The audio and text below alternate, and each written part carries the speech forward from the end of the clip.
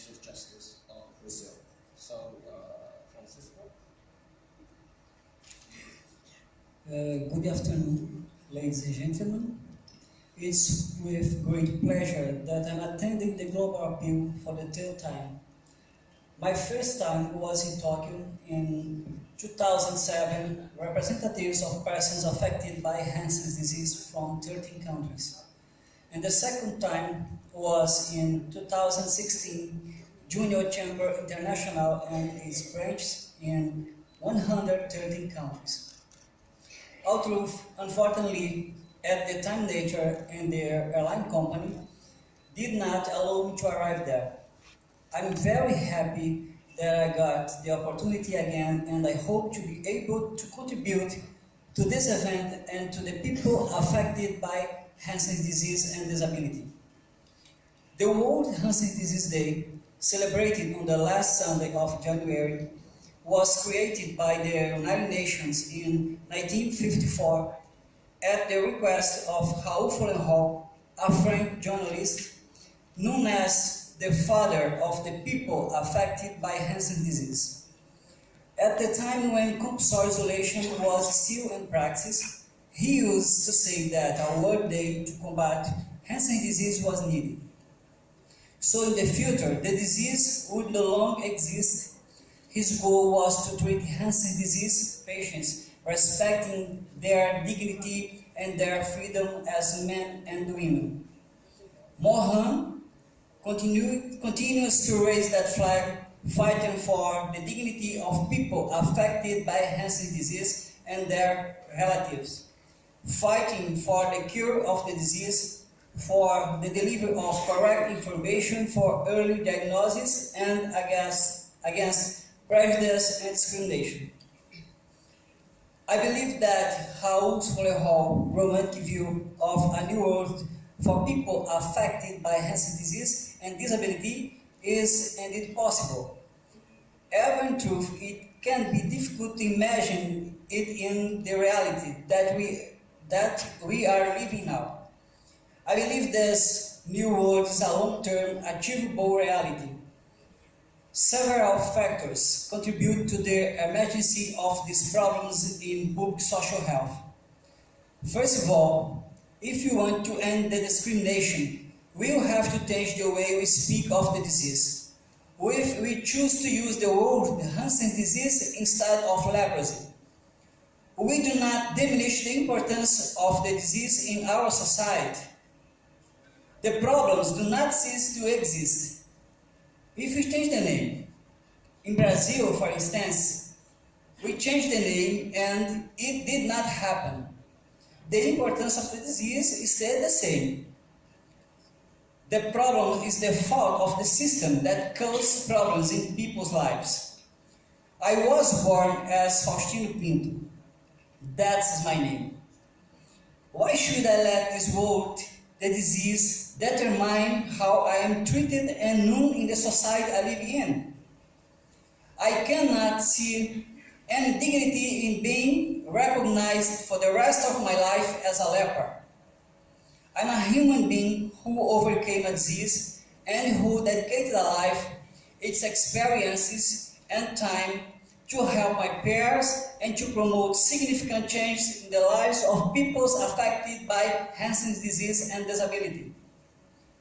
The delay in diagnosing the disease has been subject of debate of the past years, and it has always ended putting the blame on us, the people affected by Hansen's disease. I have fought against this argument fiercely. We are victims of a system that does not accomplish its responsibility to guarantee us a better quality of life. The disastrous outcomes of a bad system cannot be taken as our responsibility. We pay our taxes and we vote for politicians who we believe will act to improve our lives and the lives of others. The state is the one responsible for an early diagnosis, not us. The healthcare system has a legal obligation to guarantee access to provide information and to provide essential services aiming to improve the health of the population. It's not our fault, and it has never been.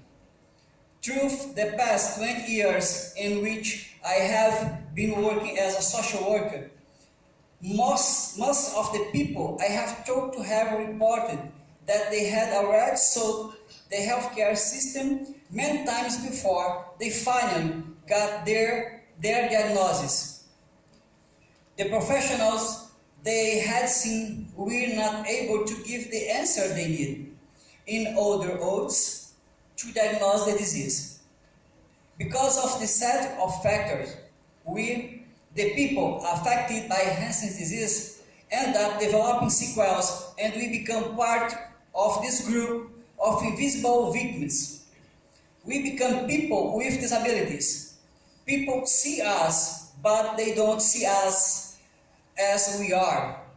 I don't want to be treated differently from an older person, but I want people to recognize that we have special needs, that we are not the pathology itself or property of the system.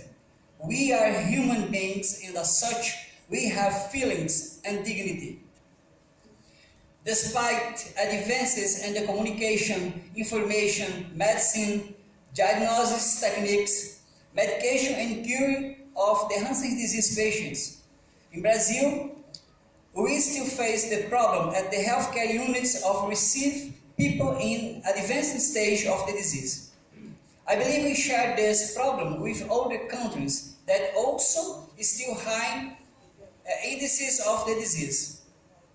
There is no way to look at Hanseníase disease and not see a degenerative disease.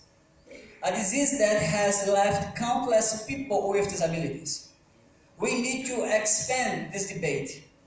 We need to talk about Hanseníase disease and always give full consideration to the person with disability. It's important to treat the pathology, but we cannot forget that the public health concern should not cease with the cure. After the treatment, the patients who has often developed some kind of deficiency will need special care, and he and she should not be abandoned by the system, suffering because of the government neglect. In Brazil, we do not have any public policies for the physical and social rehabilitation of people affected by Hanseníase disease. This debate is large, but it must be done. We have to treat Hanseníase disease without forgetting its historical and pathological importance. But at the same time, we need to pay special attention to field of disability. Worldwide, thousands of people have undergone dramatic changes in their social and work lives due to the disease. To make things clear, allow me to mention an example. Once I met a 21-year-old boy who had Hanseníase disease in the tuberculosis form. Because of the sequels he had developed, he had no social life, friends or a girlfriend, and he would not leave his house to do anything else but to go work.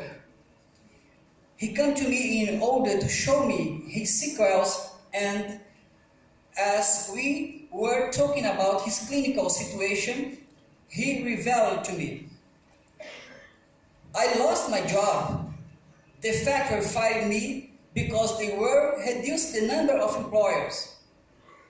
They said it was because of the economic crisis." I asked him, "How many more were dismissed?" He replied, "Only me." Then I got curious. Why had they fired only him if they were supposedly condemned the staff? So I asked him, "What kind of factory was it, and what exactly was your work there?" He replied, "It was a sandals factory, and I used to make sandals." Then I could finally understand the reason he was fired. The boy has sequel in his both hands, decreased muscle strength, and at that point, he was no longer manufacturing sandal as well as he was once before. So his boss, instead of giving him another task in the factory, lied to him about the economic crisis and fired him. Unfortunately, we live in a capitalist world where people who do not produce capital do not fit into the system. So we must fight bravely so that this does not happen on a daily basis. We must find a way to stop this lack of humanity. We must find a way to sensitize the political authorities of our countries so they will create more entrepreneurial incentives that would prevent the business sector from complicating the lives of people with disability. The point is that they should be able to easily find another job that fits their current situation as a disabled person. Mohan, the movement for the reintegration of people affected by Hanseníase disease, has assumed in Brazil a role that it cannot shoulder alone. We have been promoting educational campaigns that aim to diagnose Hanseníase disease in its early stage and to reduce to direct and indirect damage caused by the disease. Over the past several years, the Brazilian state has failed to deliver accurate information and to offer qualified health services, thereby allowing the development of several damage to this population. In some people's life, and irreparable damage. However, there is a light at the end of the tunnel. We are now experiencing a new reality in which the government agencies are more and more willing to listen to the social movement. They come to recognize that they need the social movement to keep going and to get the work well done. We are helping in this process because we understand that people need a decent, productive life. People need their rights preserved and respected. They need a life in which they do not suffer from any kind of prejudice and discrimination. We will only achieve a better world for the people affected by Hanseníase disease if we work side by side for this common good. People are still hiding because they have Hanseníase disease. People are still afraid of being recognized as a person affected by Hanseníase disease. There is no curse in this disease, but there is negligence on the part of the public sectors. The future depends on me, you, and all those who really care about the dignity of people affected by Hanseníase disease. Augusto Vieira Nunes Bacurau once said, "If the disability in my hands had been caused by the war, everyone would be proud to shake them. But as they were caused by Hanseníase disease, people get afraid." Thank you very much indeed. Thank you, Francisco, for sharing some views, experience, and situation in Brazil. And also, I'd like to thank you for reminding me of the use of the word Hanseníase disease, which is now illegal in Brazil. And only other countries that use the word Hanseníase disease is, as far as I know, is Japan, which is the country I'm from, and South Korea. But the word, what it has, I think the use of word is very much important because it has cultural and historical aspects being attached to. And I also recall that in UN Human Rights Commission 10 years ago, more than 10 years ago, that they had the specific discussion on the usage of the word leprosy in the official document in the UN. And of course, as you may know, that they chose to use the word leprosy, but I do consider that a usage of the word is very much important in eliminating discrimination against persons affected by leprosy. So now,